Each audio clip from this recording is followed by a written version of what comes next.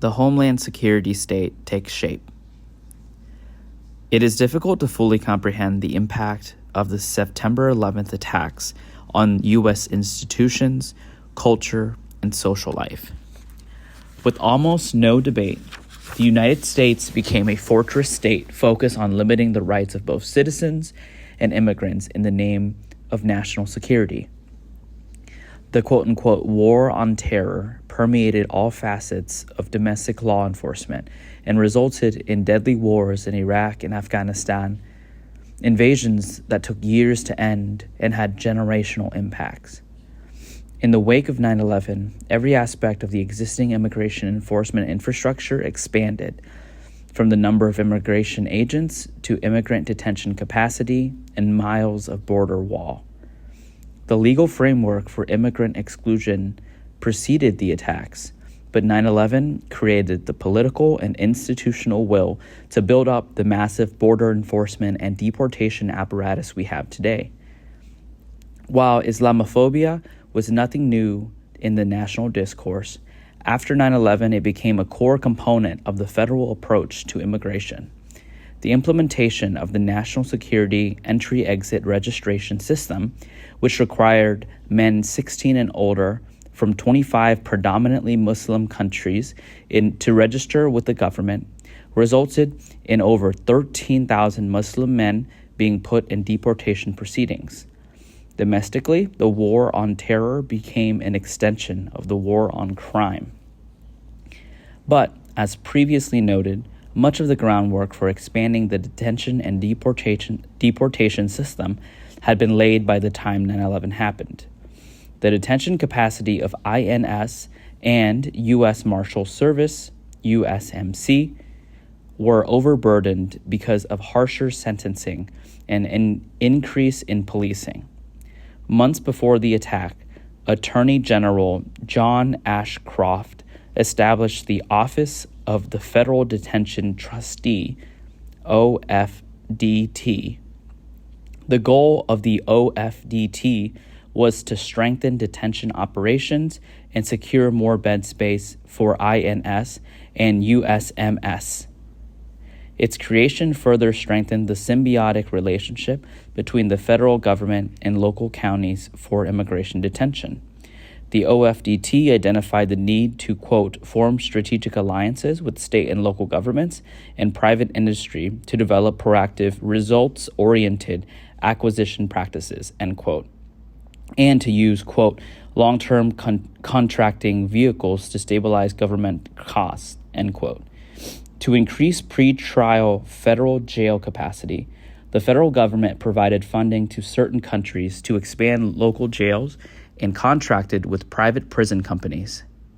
During the decade it existed, the OFDT expanded the federal jail system, pretrial criminal and immigrant detention, to an average daily population just shy of 100,000 people, which was roughly half the total number of people who were incarcerated in the United States in 1970. The growth of detention was aided by the establishment of the Department of Homeland Security, DHS, in 2002, which consolidated power across multiple federal agencies and normalized the idea that immigrants are a security threat.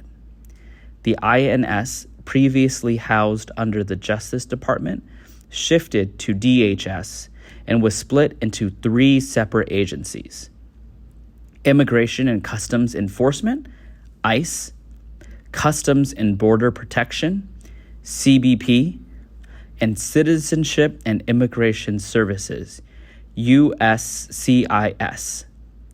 Upon its creation in 2003, ICE adopted a strategic plan called Operation Endgame, which further solidified the relationship between national security and immigration.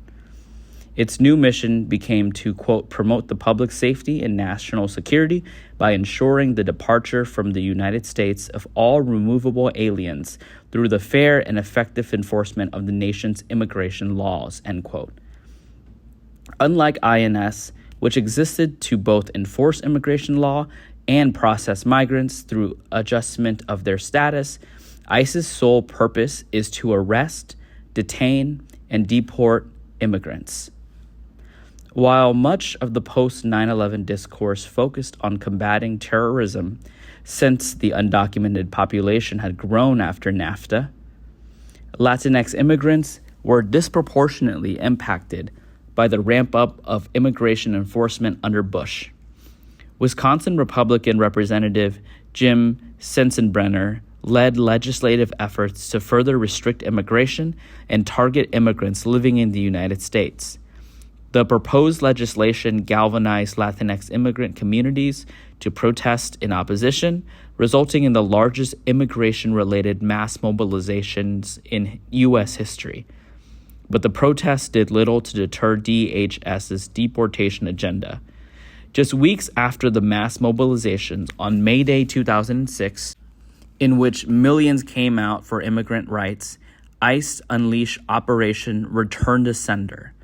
And, quote, within a month, the operation swept away nearly 2,200 immigrants in raids across more than 30 states, end quote. ICE conducted worksite raids through the Bush administration. One of the largest took place in 2008 at a meatpacking plant in Pottsville, Iowa, in which ICE agents detained some 400 immigrant workers. Of those arrested, 297 were charged with document fraud and sentenced to 5 months in prison before being deported. Prior to 9/11, private prison companies had been struggling. CCA was on the verge of bankruptcy, and Wackenhut had been court-ordered to shut down its youth jail in Jena, Louisiana, due to, quote, animal-like, end quote, conditions of confinement. The future of the private prison industry was in question. Then the events of 9/11 provided the windfall the industry needed to keep going. Steve Logan, CEO of Cornell Corrections, exposed the parasitic nature of the industry in a conference call with stakeholders later that fall. Quote, what we are seeing is an increased scrutiny, a tightening up of the borders. So I would say that's positive. And if anything, the federal system, that is already overburdened, is indicating to us that they need even more help as a result of 9/11. So that's a positive for our business, end quote. The government shifting immigration into a quote-unquote homeland security paradigm proved to be quite lucrative for the prison industry. Companies began building facilities on speculation, anticipating growing demand from the federal government. In addition to private companies, sheriff's departments also emerged as key beneficiaries of increased deportation and expansion of the carceral state. Many sheriffs and county commissioners entered into agreements with the federal government to rent out bed space in local county jails or to play intermediary between the federal government and private prison companies. While 287G agreements, which deputized local police to enforce immigration laws, had been codified in IIRA, the first agreement didn't take effect until 2002, when the Bush administration began implementing it, given the, quote, new urgency, end quote, after 9/11. Sheriffs are dubious entities among law enforcement agencies, as journalist Jessica Pishko points out. Quote, long tenures with limited oversight allow some to run their counties as small fiefdoms, subject to their own rules, end quote. Joe Arpaio, who served as sheriff of Maricopa County, Arizona, for 24 years, is a prime example of how sheriffs use ICE police collaboration programs to advance their anti-immigrant agendas. ICE entered into a 287G agreement with Maricopa County in 2007 and trained 160 deputies to enforce immigration law. Eventually, the county had the highest rates of apprehensions in the United States. Alessandra Soler, ACLU of Arizona Executive Director, explained, quote, the federal government gave Arpaio his power, and it turned him into a monster that terrorized our community for years, end quote. Arpaio was notorious for detaining immigrants in a sweltering, quote, tent city, end quote, detention complex, where they were required to wear pink underwear and cartoonish black and white striped prison uniforms. The tent city had been constructed as a temporary solution to jail overcrowding in 1993, but endured for over 20 years. Aided by Congress and increased federal funding for immigration enforcement, ICE continued its expansion spree throughout Bush's tenure. In 2005, the Bush administration announced an end to the practice of catch and release, repeating something that elected officials periodically claimed to do to show their toughness on immigration. The term can mean many different things in terms of policy. In this case, ICE contracted with CCA to open the Hutto Detention Center in Taylor, Texas, to detain immigrant parents with their children. The expansion of Hutto, which had a capacity for roughly 500 people, signaled a new terrain for immigrant detention. Later, in 2008, the GEO Group, formerly Wackenhut, converted its shuttered youth jail in Jena, Louisiana, into an immigration detention center, which is still open today. Dozens of jails opened for immigrant detention after 9/11, growing the average daily population of detained immigrants from 20,000 to 32,000 during Bush's tenure.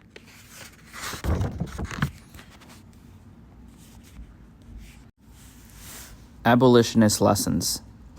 Contrary to popular thinking on the issue, the expansion of immigrant detention was not merely a xenophobic response to increasing undocumented immigration. It was a direct outgrowth of the rise in mass incarceration in the United States. While the 1960s were a moment of relative inclusivity, with the advancement of civil rights and the passage of the Hart-Celler Act opening the door to some immigrants, since then, a backlash to the shifting demographics has led to an exponential rise in incarceration and deportations. The tough-on-crime agenda of the 1980s and 90s employed racist logics and often worked through economically challenged communities, permeated immigration discourse and policymaking throughout the period. As a result, the U.S. government's mass deportation agenda started to extend the carceral state into new territory. This was not inevitable. In taking stock of how the United States came to have the largest detention infrastructure in the world, we can better explain the arbitrary and contingent nature of its existence. Immigrant detention has often been described as particularly immoral and inexplicable because immigrants in custody are not serving a sentence for a crime. But when examining the growth of the system from the early 1980s, the fact that immigrants are not serving a sentence is also beside the point. We know from studies of the prison industrial complex that prisons became a space for warehousing the undesirable. Rather than being purely a tool for compliance with the legal system or for ensuring deportation, immigrant detention functions similarly to warehouse undesirable migrants. This dynamic became more pronounced as the prison boom took place. The arguments used to expand immigrant detention cemented xenophobic beliefs that migrants are undeserving of rights, and over time, the law changed to support the belief. But immigrants are not unique in this regard. The same logic has been used to strip rights from Black, brown, indigenous, and poor and working class white communities in the United States. While the story often told about, quote, crimigration, end quote, is that of a merger of the systems that should be disentangled, as laid out in this chapter, the systems have become so enmeshed that it has become impossible to think of them as separate. Immigrant detention is part of the broader carceral landscape in the United States, and thus abolition of immigrant detention must be seen as concurrent with the demand to abolish the prison industrial complex.